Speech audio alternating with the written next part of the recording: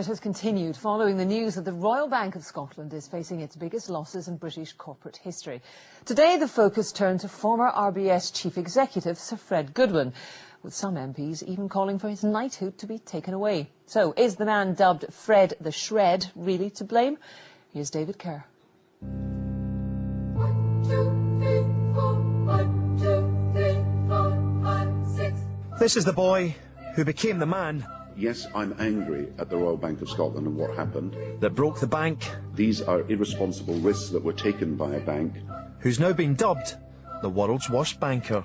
For his reckless trading in derivatives on the financial markets, his catastrophic purchase of ABN AMRO, I think he should be prohibited from any senior managerial or board position in finance.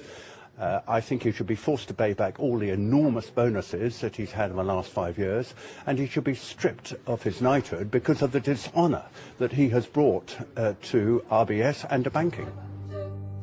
And this was Sir Fred last night, leaving his Glasgow home, leaving behind him a bank in disarray. 1, 2, 3, 4. Here is that legacy, Sir Fred by numbers.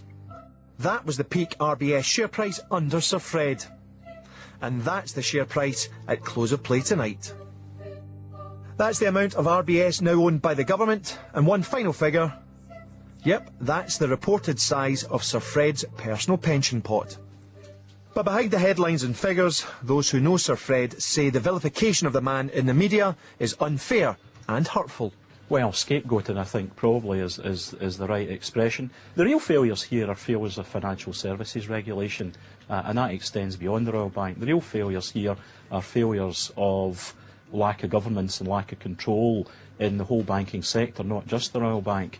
Again, it's easy to be wise after the event, if you like, but scapegoating Fred isn't going to address the underlying problems here. He'll be hurting like hell. He will be very, very sore. He has a sense of duty and he has a sense of achievement, and I think he'll be smarting very badly at the moment. Indeed, this is a Paisley boy who will need all the buddies he can get in the months to come. David Kerr reporting Scotland. Well, let's go back now to our business correspondent Hayley Miller. Hayley, is all the attention on Sir Fred Goodwin fair? Well, Jackie, Sir Fred Goodwin led the bank, and he led its very aggressive acquisition trail, an acquisition trail which ended with buying the Dutch bank ABN AMRO. Now, he spearheaded that deal, even though he was doing it along with two other European banks. Sir Fred Goodwin took the lead in that. And he completed that deal even after the early signs of the US mortgage crisis had started to appear. And despite some discontentment in the city, he pursued that and he paid a very high price for it. But every company has a board of directors and every company has non-executive directors. In this case, RBS had 9 high-flying individuals whose duty it was to protect shareholder value. And I would suggest that they also failed in that duty.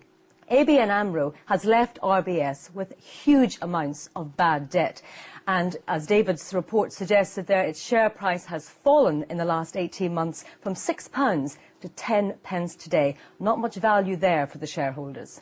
And briefly, that report from the Chambers of Commerce underlining, if anyone needed it, just how serious the situation is. Indeed, it reiterates that the downturn has now spread to all sectors of the Scottish economy. It also reiterates the big problem facing all companies at the moment, that is the lack of credit, the fact that the banks are not lending. So it reiterates just how important these last-ditch efforts of the government this week are to getting through this recession.